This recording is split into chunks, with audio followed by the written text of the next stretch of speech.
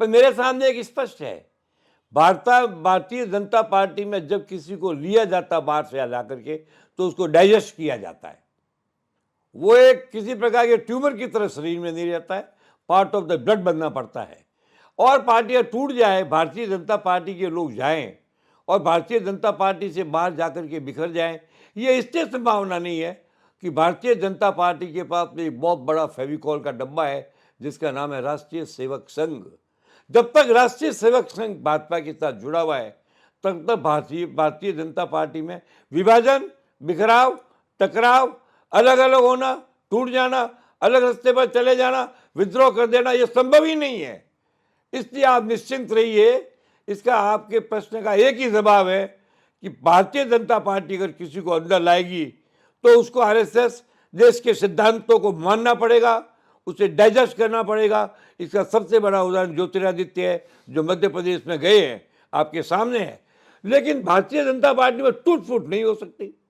जो भारतीय जनता पार्टी टूट जाएगा वो कल्पना भी नहीं करता है कि देश के करोड़ों संघ के कार्यकर्ताओं से उसका रिश्ता टूट जाएगा। ये संघ इतनी बड़ी ताकत है भाजपा की, इसलिए भाजपा के पास मैं प्रकोष्ठों का महत्व देता हूँ, न उनके पार्ट का महत्व देता हूँ, न उनकी संस्थाओं का महत्व देता हूँ। एक ही संस्था बहुत है, वो है आरएसएस। आरएसएस जब तक साथ है, भारतीय जनता पार्टी में आने वालों को भी डाइजेस्ट होना पड़ेगा और भारतीय जनता पार्टी जाने वालों को वापस आना पड़ेगा। अखंड भारत जनता पार्टी है, वह बनी रहेगी और इसका श्रेय भाजपा से ज्यादा संघ के नेताओं को दिया जाएगा। 27 की कल्पना हम 23 से क्यों करें? यह तो कल्पना है, यदि ऐसा होगा तो ऐसा हो जाएगा, ये स्वप्न है। अगर आप पार्टी 8-10 सीट ले भी आती है तो गोवा में लाने के बाद में पिटी है ना, हिमाचल में पिटने वाली है ना। इसलिए आम आदमी पार्टी का वर्चस्व, अब एक अकेला केजरीवाल है आम आदमी पार्टी में, उसके दो महान आर्थी सत्येंद्र जेल में बैठे हैं और सिसोदिया पर ईडी की धमकी है। इसलिए मैं भारतीय जनता पार्टी के सामने आम आदमी पार्टी को कोई मुद्दा नहीं मानता।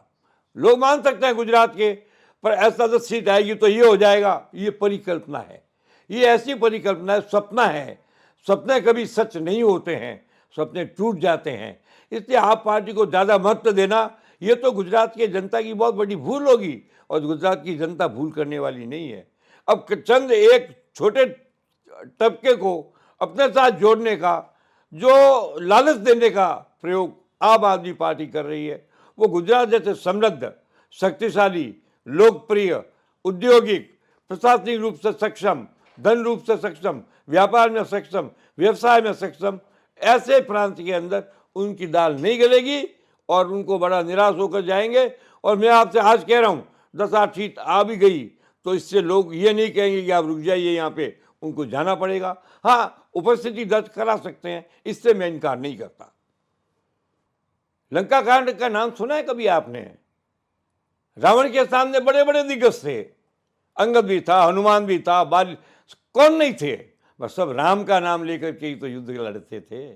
अरे नेतृत्व का नाम होना ही तो नेतृत्व की परीक्षा है। कितना आत्मविश्वास है गुजरात की भारतीय जनता पार्टी को कि वो नरेंद्र मोदी का नाम लेकर के चुनाव जीत जाएंगे। ये तो नरेंद्र मोदी की सफलता है। और मैं आपसे एक बात बता दूं, तुलनात्मक राजनीति है। आप कांग्रेस किसका नाम लेके जीतेगी? क्या राहुल गांधी के नाम से जीतेगी? आप पार्टी क्या सत्येंद्र जैन के नाम से जीतेगी? It's a very good thing for Gujarat कि नरेंद्र मोदी के चेहरे को, क्योंकि नरेंद्र मोदी के चेहरे का अर्थ है देश का चेहरा। अभी नरेंद्र मोदी जी ने कहा कि मैंने गुजरात बनाया है, मैं सहमत नहीं हूं। नरेंद्र मोदी जी, आपने गुजरात नहीं, आपने देश बनाया है।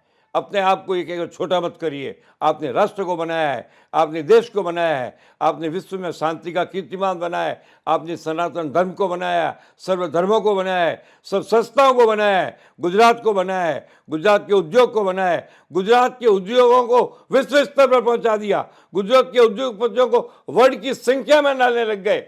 आप अपनी क्षमता और शक्ति का कम प्रयोग मत कीजिए। हनुमान जी ने एक बार ऐसा किया था कि मैं समुद्र पार कैसे करूंगा, जब जामवंत ने कहा था नहीं आप कर सकते हो, और जैसे ही ये कहा हनुमान जी ने अपनी स्मृति में सोचा और वो समुद्र को लांग कर चले गए। इसलिए मोदी जी के बारे में, उनके चेहरे पर चुनाव लड़ना, ये तो गर्व की बात है, ये गौरव की बात है, ये प्रतिष्ठा की बात है, ये आत्मविश्वास की बात है, ये बहुत ही शानदार प्रयोग है, ये पूरे देश में किया जाएगा।